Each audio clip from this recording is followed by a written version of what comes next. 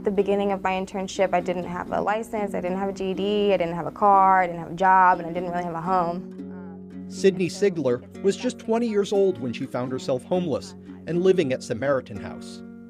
Samaritan House is an organization that will take in people that are victims of human trafficking and domestic abuse. They help you get your GED, they provide housing services, and they provide counseling, medication management, all that kind of stuff that you need to recover from like a traumatic experience like that.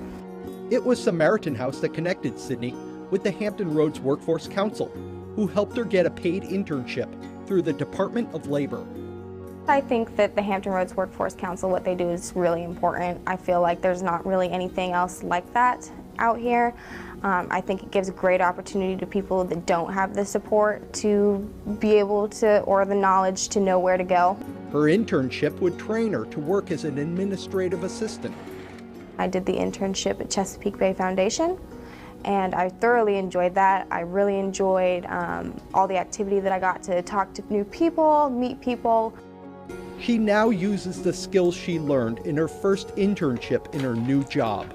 Hi, thank you for calling the Virginia Ship Repair Association. This is Sydney. How can I help you? Barbara Washer is her supervisor. Sydney is really heads and shoulders above anybody that we've had in that position in recent memory. She came to us very well prepared. So I think probably one of the most surprising things about her was just really how genuine and kind and thoughtful she comes across, even on the phone. You're welcome. Bye-bye.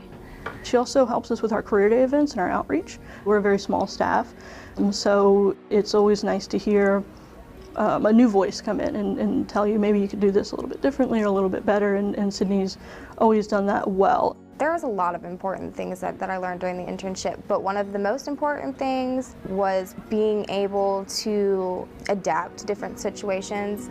Sydney says she was really surprised at how much she was able to learn and accomplish in such a short amount of time. The program did a lot for me. I'm very grateful for everything that I was provided. And it's not easy, you know, you do have to push yourself to get through it. I mean, when I was doing the internship at Chesapeake Bay Foundation, it was a 2-hour bus ride to work and back every day for about 6 months. Not everybody has the opportunities, especially people that come from, you know, a little bit rougher backgrounds and have struggles in life. It's hard for them to have that support. I didn't really know what I was capable of, and after having that time there, it gave me a lot of confidence. In 10 years from now, I'm not sure if I'll be in Virginia or somewhere else, but I will be studying and working hard, and hopefully by then I've got my master's degree, so I will be doing something to do with science. All right, thank you too. Have a good day. Bye-bye. Don't just dream about your future, try it on for size.